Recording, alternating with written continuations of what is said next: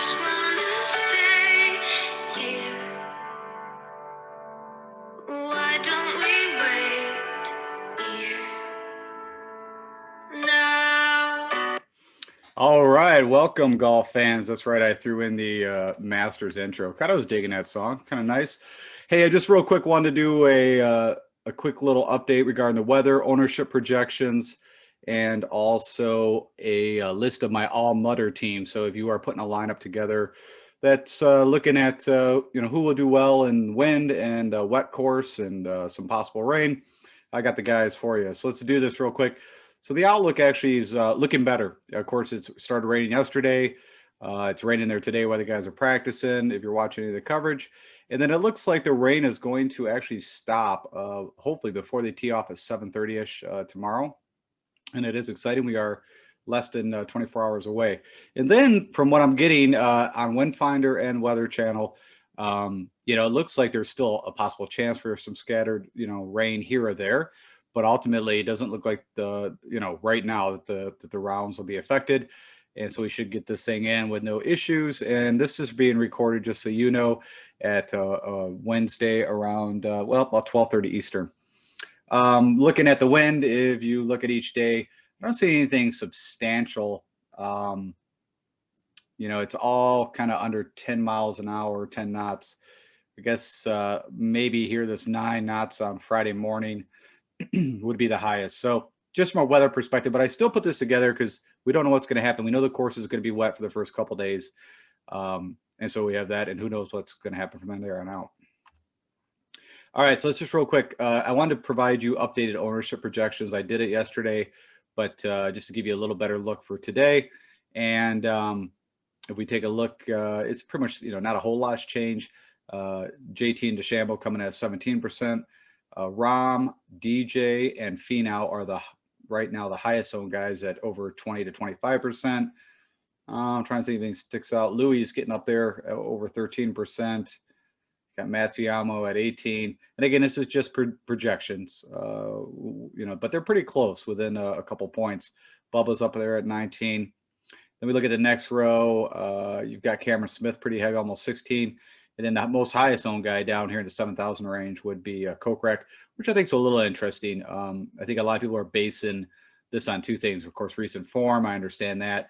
But I think a lot of it was his play at Shadow Creek, which, the guy knew the course better than anyone else. So he doesn't know the Masters at all, or Augusta, and definitely not better than the other guys or most of the field. So I'm not saying don't play him. I'm just saying I don't think he's going to, if he top 20s, I'll be shocked. Could happen, but we'll see. I guess for the price, you're getting a guy that can hit the ball, pretty good irons, but the putter is where it will all come down with him. My pick is kind of Scheffler in that, if you're going with the distance, performance, overall, Scheffler's been better. I know he costs a little more, $7,800, but he's at 11% ownership. All right, so that gives you kind of an update. If you're looking for some leverage plays, check these two different areas out. Screenshot them, do whatever you need to do so you got them for your own knowledge if you don't have access to Fantasy National.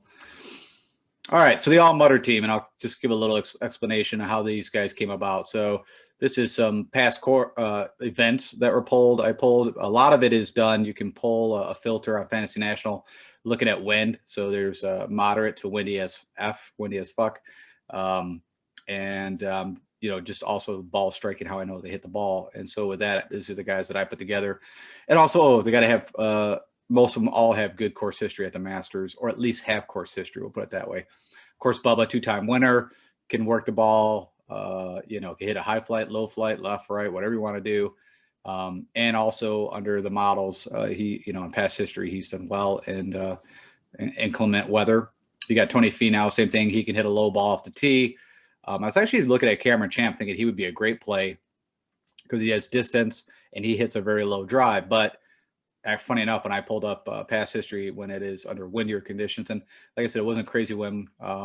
It wasn't the greatest where he gained. So, we'll have to see. He was kind of in and out on my All Mutters team, but I don't think it's a bad play. He's got the distance, hits it low, just wasn't coming up, and he has no course history at the Masters.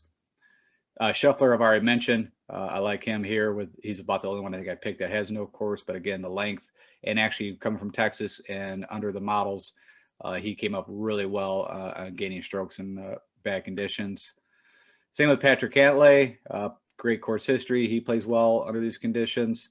Of course, Patrick Lina. Funny enough, his history at the Masters, I think he missed a cut the last 2 times. Not great, but recent form's been pretty good.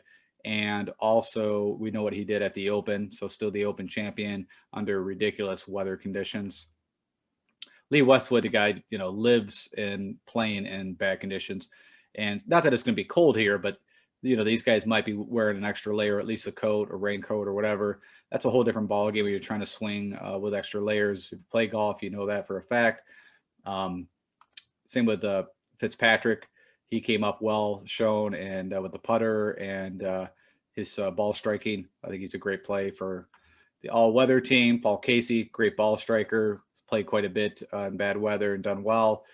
Even though he is an Arizona guy, but is from Europe and played a lot over there, as these guys did. Kisner, who won the WGC Dell Match Play, which was not played this year, so he's still the champion there. Just a grinder. The guy does well in weather, and his game suits it. And then, of course, Snedeker, and those guys all have good history. Actually, Paul Casey, which hasn't been talked about a lot because I think of recent form. I was actually had him in quite a few teams last year, and he missed the cut. But if you look at his 5 starts before that at the Masters, it was ridiculous. It was like 4th place, 6th place, 4th place, 4th place. Like, he was super chalky last year. I remember this to a T because when I pulled up his background, I kind of laughed that he kind of killed a lot of my teams. So who knows? Like I said, let's hope that Paul at least has a good showing here. But Snedeker, great player in crappy weather. He's been, like I said, he was one of my picks either way. If you're kind of getting down in the hidden gems. So that's it for the All Mutters team. I appreciate it. I just wanted to throw that out there. If you are putting a lineup or two together, which I do suggest, just in case, who knows what, the weather could change back to where it's going to be crap. But right now, outlook looks good. So again, if you're getting any value from this, if you like the show, please click the like button. If you don't like the show, please click the don't like button and tell me why you don't like the show, because I am always trying to improve. And then please share this information with anybody you know, and subscribe if you haven't already. I'm going to keep doing contests. I put out, on average, this is the most I've done, but 3 shows a week, Monday, Tuesday, Wednesday, and you'll get updated right away. All right, less than 24 hours. I think we're all excited to see how this plays out. Have a great Masters. Best of luck to you. May all your lineups be live and cashing. Talk to you guys later.